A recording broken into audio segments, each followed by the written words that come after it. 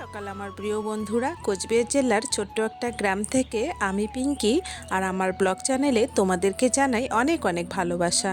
তো তোমরা যে যেখান থেকে আমার ভিডিওটা দেখছো, আশা করছি সবাই তোমরা ভালো আছো, সুস্থ আছো, আর আমরাও ভালো আছি। তা দেখো, ঘুম থেকে উঠে আমি এখন উঠান ঝাড়ু দিচ্ছি আর বর বারান্দাটা ধুচ্ছে, কারণ ওই কুকুরটা ওঠে বারান্দায়, ঘরে এখন ওঠে না, তো বারান্দায় উঠে পেচ্ছাপ করে, তাই বর সকালবেলা দেখো ধুয়ে দিচ্ছে, আর তার সাথে সাথে ও পাপোশগুলোও ধোবে। তাই একদিন কি হয়েছে, একদিন বলতে যেদিন আমি বাবার বাড়ি থেকে আসলাম দুপুরবেলা, আর ও তখন বাড়িতে ছিল না, মানে আমার বর, তো ও একটা কাজে গেছে, মানে দেরি হবে আসতে। তা আমি ভাবলাম বাড়ি থেকে আসলাম, আমার তো জামা কাপড় পরাই ছিল, রেডি ছিলাম, তো ভাবলাম যে না, রাস্তা দিয়ে তো আমাদের টোটো যাই, তো একটা টোটো ডাক দিয়ে আমি কুকুরটাকে কোথাও দিয়ে আসি, এটা মনে মনে ভাবলাম, মানে আসার পরে। তো যে ভাবনা সেই কাজ, তো একটা টোটো ডাক দিলাম, দেওয়ার পরে ওনাকে বললাম এই বিষয়। তো উনি বললো যে না, আমি কুকুর ধরতে পারবো না, কুকুর তোমাকে ধরে নিয়ে বসে যেতে হবে। তা ওনাকে ভাড়াও ঠিক করলাম, 50 টাকা ভাড়া ওনাকে দিব, দিয়ে একটা জায়গায় ছেড়ে দিয়ে আসবো। তো সব ঠিকঠাক হইলো। আর কুকুরটাকে যখন আমি বাড়ি থেকে নিলাম আর কি, গেট পর্যন্ত, কুকুরটা না খুব ছটফট করছিল। তা গাড়িতে তুললামও, তোলার পরে যখন গাড়িটা স্টার্ট করলো, মানে যাবে আর কি, গাড়িটা যাওয়া শুরু করলো, কুকুরটাকে আমি কোনোভাবেই ধরে আর রাখতে পারলাম না। মানে ও বুঝে গেছে যে আমাকে কোথাও নিয়ে যাবে। তো এই তো ব্যাপার, নিয়ে যেতে আর পারলাম না, তো রয়েই গেল। তো এখন ওই যে ওর এগুলো আমাদের সহ্য করতে হচ্ছে।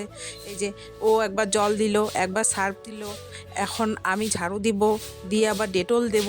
তো এই হলো সকালের আমাদের প্রতিদিনের কাজ।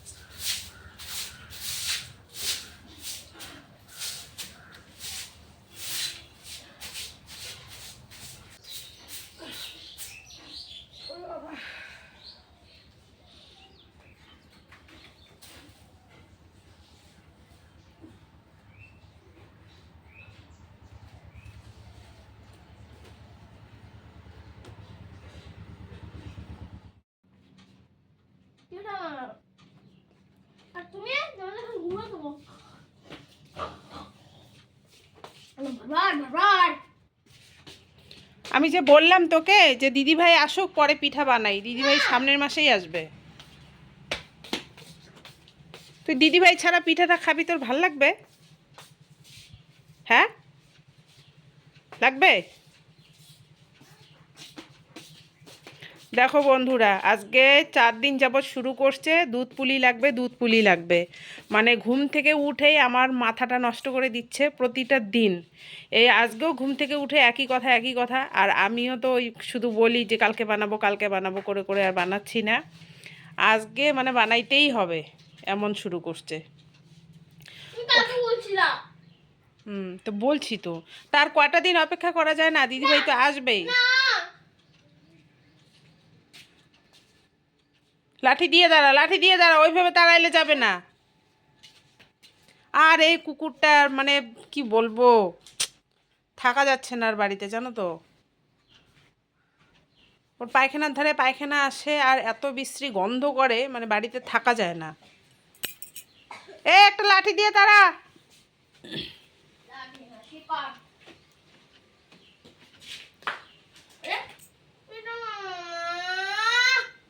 বানাবো তোরে, বললে কি বানানো যায় নাকি?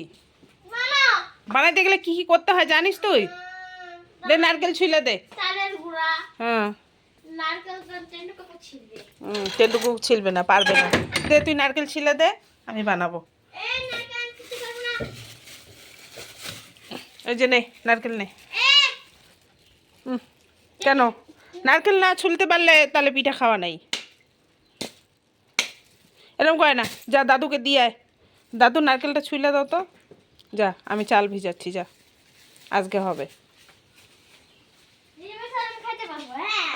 পারবি তো, তুই তো দিদি ভাইকে ভালোবাসিস না, না?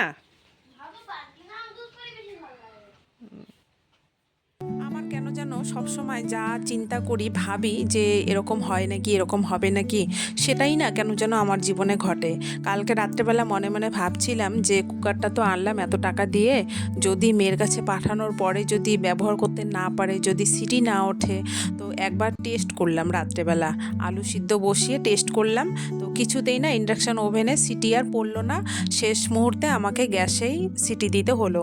তো এদিকে দেখো ভালো করে মুছে টুচ্ছে এখন প্যাকিং করছি। এটা দেবো বাবার হাতে, বাবা নিয়ে যাবে, যে দোকান থেকে কিনেছি সেই দোকানে নিয়ে দেখাবে যে সিটি কেন উঠলো না। তো এই জন্যই প্যাকিং করছি। আর আমার বর যাবে নিয়ে, তো বাড়ির কতগুলো টিফিন বাটি আছে, আমারও টিফিন বাটি আছে, সেগুলো দেবো, মা আবার তরকারি দেবে। তাই দেখো একটা বড় ব্যাগে ঢুকিয়ে দিলাম, তার সাথে সাথে টিফিন বাটিগুলোও দিলাম। ছেলেটা পিঠা পিঠা করে আমার মাথা শেষ করে দিল, জানো তো। তো ওর বাবাকে বললাম যে তুমি চালের গুঁড়া টুড়া সব নিয়ে আসো, মানে চালের গুঁড়া করার মতো না সময় দিচ্ছে না। ভাবছিলাম ঘরেই চালের গুঁড়া করব, তো ওর বাবা গেছে বাজারে, চালের গুঁড়াটা নিয়ে আসলেই বানাবো। মানে শুধু চালের গুঁড়া আনলে তো হবে না, দুধ পুলি যেহেতু খাবে, দুধ খেজুরের গুড় আনতে বলছি। এবার যদি খেজুরের গুড়টা পায় তাহলে তো আনবে, আর না পাইলে এমনি গুড় আর চিনি নিয়ে আসবে আর দুধ। তো ওগুলো আনলে পরেই আমি বানাবো, তাই রেডি করে রেখে দিই। ওর বাবা গেছে বাজারে, চালের গুঁড়া দুধ এগুলো নিয়ে আসবে, তারপর বানাবো। তো বাচ্চা যখন বায়না করেছে পিঠা তো বানিয়ে দিতেই হবে, তো আজকেই বানিয়ে ওকে খাওয়াবো। তো ভিডিওটা এখানে শেষ করছি বন্ধুরা, সবাই তোমরা ভালো থেকো, সুস্থ থেকো, দেখা হচ্ছে শিগগিরই পরের কোনো ব্লগে।